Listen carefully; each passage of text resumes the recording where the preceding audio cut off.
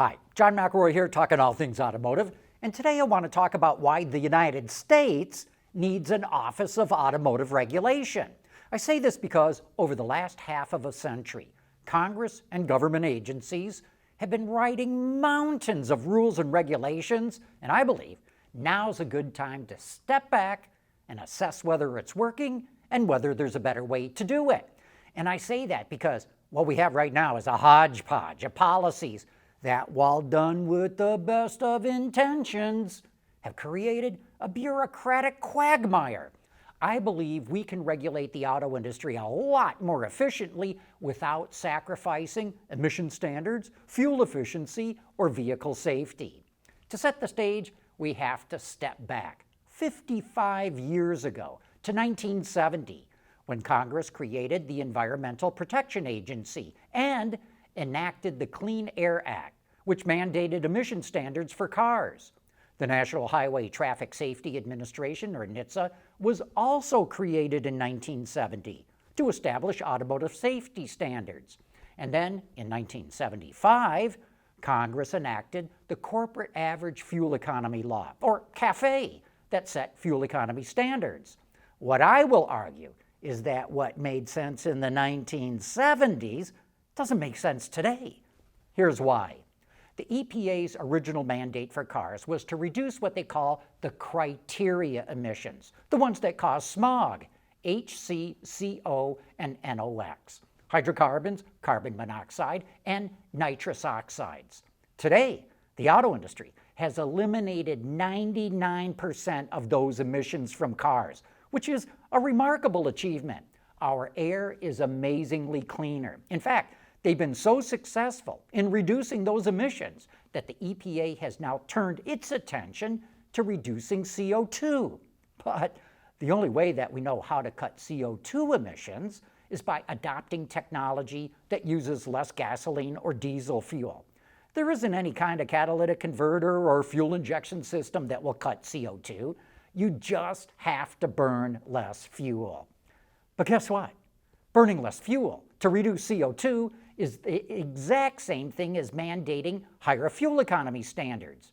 But we already have a totally separate set of regulations from a different agency to boost fuel economy. The EPA's CO2 regulations and NHTSA's CAFE regulations are trying to accomplish the exact same thing, but they each have separate sets of regulations with different procedures and different timelines. I think it's time to get rid of one or the other.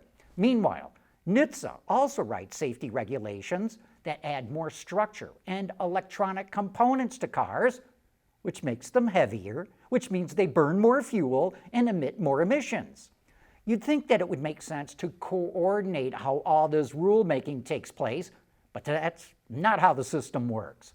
You really can't blame the agencies for this mess. They're just doing what Congress mandated them to do, so it's up to Congress to fix the problem. My suggestion is to get rid of NHTSA's CAFE standard and simply rely on the EPA's emission standards. Or do it the other way around if you want. It doesn't matter to me because the end result will be about the same. But it would get rid of thousands of pages of regulations and all the time and money needed to meet them.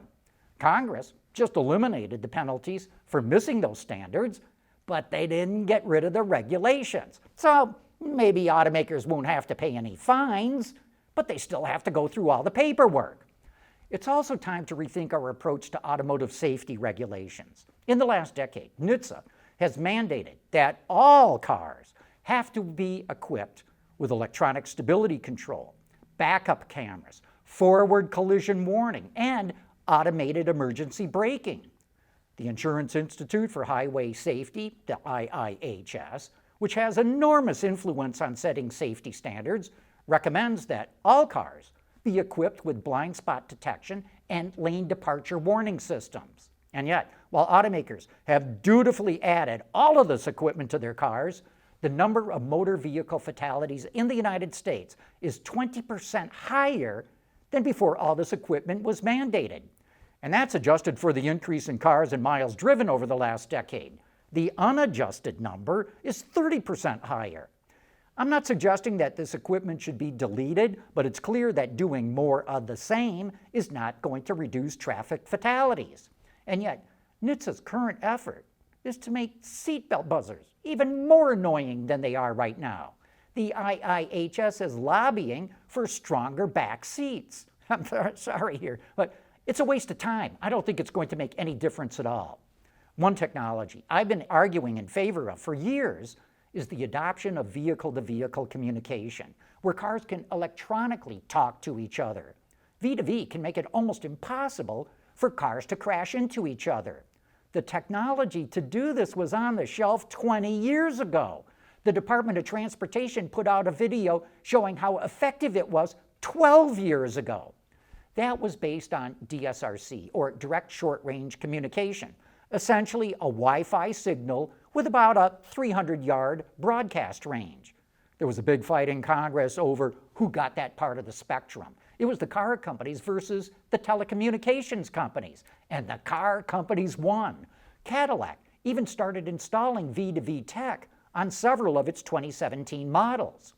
V2V tech costs about $340 a car, according to NHTSA, and it's not affected by snow, rain, fog, or darkness. Compare that to today's forward collision warning, automated emergency braking, backup cameras, blind spot detection, or automated lane keeping. If any of those sensors get covered in slush or condensation, they don't work. Meanwhile, V2V can handle everything that they do, no matter what time of day or what the weather is like. More importantly, V2V would make it almost impossible for cars to crash into each other, even if the drivers were looking at their phones and not paying attention to traffic.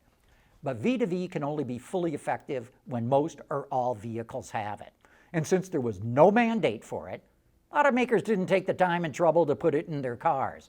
They gave up that Wi-Fi spectrum that they fought so hard to get, and the telcos grabbed it back.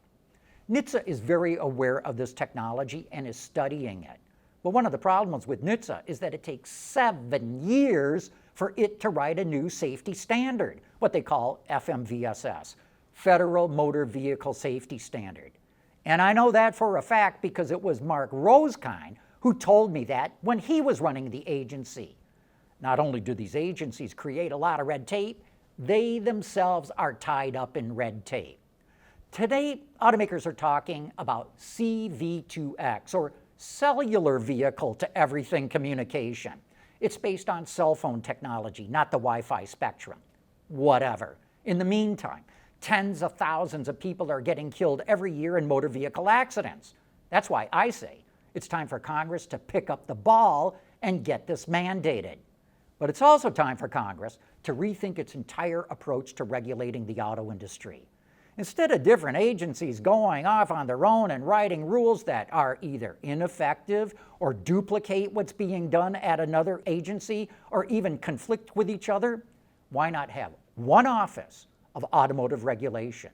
That office could issue regulations that are stable, predictable, and come out in a cadence that the auto industry can efficiently deal with.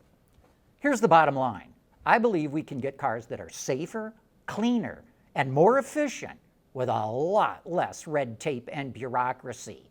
I don't really care how it gets done as long as it gets done, because it's pretty obvious that the way that we're doing it now is unnecessarily complicated, is much too costly, and is not nearly as effective as it could be. I hope you're with me on this. Let your senators and representatives know. I'm on a crusade here to save lives and to save the American auto industry. And I invite you to join the cause. Do you want to see the automotive industry grow and thrive? So do we. That's why we dedicate our shows to providing the people in the industry with important data and information, and access to the people who are driving the industry forward with the guests that we bring on our shows and the interviews that we conduct. But we need your help to continue doing it. That's why I'm asking you to support Autoline with a YouTube or Patreon membership. It'll get you extra content that will be available only to members, but it will especially make sure that you and Autoline continue to drive the automotive industry forward.